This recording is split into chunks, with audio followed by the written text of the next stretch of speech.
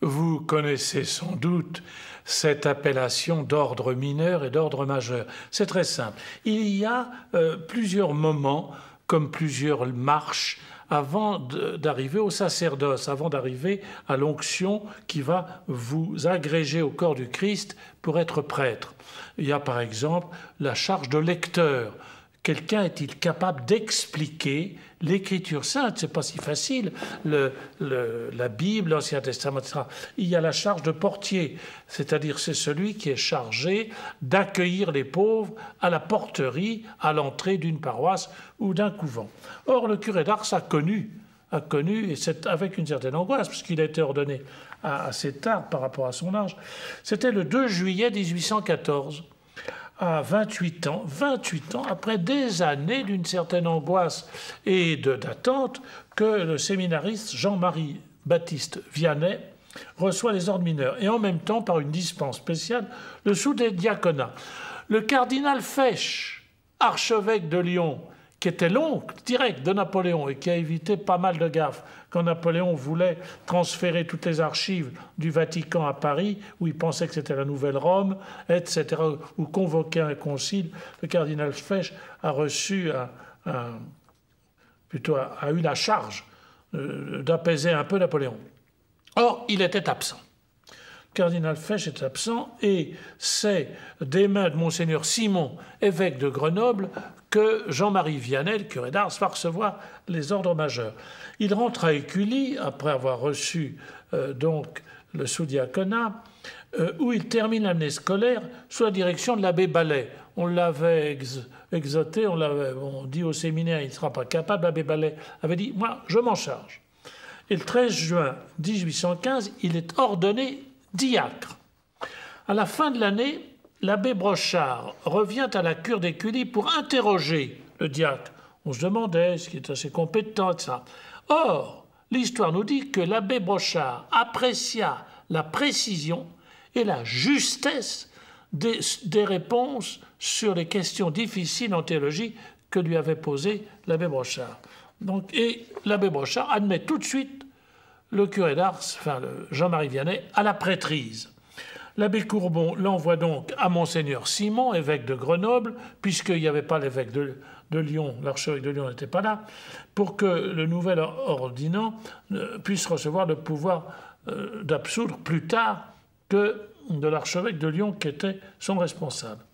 Cette prescription a été d'ailleurs le dernier obstacle à la plénitude des sacerdoces du curé d'Ars. Le 12 août, écoutez bien, c'est une des pages qui, moi, m'impressionne le plus dans l'histoire de l'Église. Le 12 août, Jean-Marie Vianney se met en route, en marche pour Grenoble.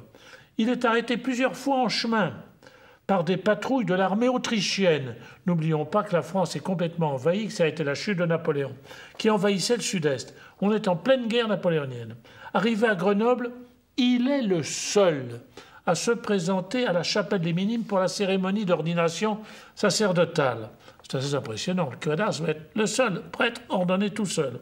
Il n'y a pas d'autre ordinant. Et c'est un peu saisissant quand on assiste aux ordinations d'aujourd'hui. Personne, ni de sa famille, ni de ses amis, n'est là. C'est normal, il ne pouvait pas faire le déplacement, etc. Et quelqu'un s'étonne qu'on ait dérangé l'évêque pour un seul prêtre, un seul ordinant, qui n'est même pas du diocèse. À quoi, avec une intuition quasi prophétique, Monseigneur Simon, évêque de Grenoble, répond « Ce n'est pas trop de peine pour ordonner un bon prêtre ». Le lendemain, à 29 ans, le curé d'Ars célébrait sa première messe. Telle fut l'ordination sacerdotale de celui qui, 114 ans plus tard, devait être nommé solennellement patron de tous les curés de l'univers. Mais lui-même, que pensait-il du prêtre, du sacerdoce. Je résumerai notre parabole vivante, sa vie, la vie du curé d'Ars, là-dessus, par ces seuls mots « si j'avais su ». Très difficile à interpréter, « si j'avais su ». Et je vous lis ce qu'il écrit. Dans l'Évangile, il y a plusieurs mots pour exprimer la richesse de ce qu'en français nous traduisons par prêtre, ou par parole plutôt. Il y a le mot logos, c'est la réflexion. Le mystère de Dieu est plein d'intelligence, il demande à être mastiqué, réfléchi, ruminé, entrer en nous. Et puis il y a le mot sophia, c'est la sagesse. La tendresse, c'est pas simplement le logos sec, c'est la tendresse longanime de celui qui veut aider l'autre, lui donner de la sagesse. Puis il y a un troisième mot pour transcrire la richesse du mot parole en hébreu, c'est le mot rhéma. C'est-à-dire, c'est la parole qui console. C'est comme quand on vient près d'un sage, de son père, de quelqu'un qui est sage, d'un prêtre en confession, d'un psychologue. Dis-moi une parole qui sauve. C'est la parole de consolation. Enfin, il y a un dernier mot, dynamis. La parole de Dieu, elle est efficace. Elle est comme une épée qui tranche, comme un marteau qui pile. C'est dans la Bible, nous le voyons dans Jérémie, ça c'est très étonnant. Voilà toutes les richesses dont le curé d'Ars allait être investi dans. Et alors, comment répond-il? Père, dis-moi une parole qui sauve. À ces centaines de milliers de gens qui sont venus lui demander cela, il disait, combien de fois, je vais dire, le curé d'Ars a-t-il entendu cette phrase? Tout ce que nous découvrons par nos grosses théologies, eh bien, il l'a vécu pleinement. Une parole qui sauve. Et les paroles du curé d'Ars nous atteignent encore, tranchantes, comme je le disais, fortes, puissantes et douces en même temps. Elles sont comparables aux pensées de Pascal ou de Thérèse de Lisieux. Écoutez bien. Accordez-moi, disait-il, la conversion de ma paroisse. Ça, il faut oser dire ça. Je consens à souffrir ce que vous voudrez tout le temps de ma vie. Il a dit ça en arrivant à Ars. Puis, plus tard, il a dit, si j'avais su, en arrivant à Ars, tout ce que je devais y souffrir, je serais mort sur le coup. Autre définition qu'il va donner, c'est pour moi l'une des plus extraordinaires définitions de la sainteté, quand il dit « il n'y a qu'à aller jusqu'au bout de soi-même ». Si un prêtre venait à mourir à force de peine et de travaux endurés pour la gloire de Dieu et le salut des âmes, ce ne serait pas mal. Il disait ça avec quelle humilité. Vous avez prié, vous avez pleuré, écrivait-il à un de ses amis prêtres, vous avez gémi, vous avez soupiré, mais avez-vous jeûné? Avez-vous veillé? Avez-vous couché sur la dure?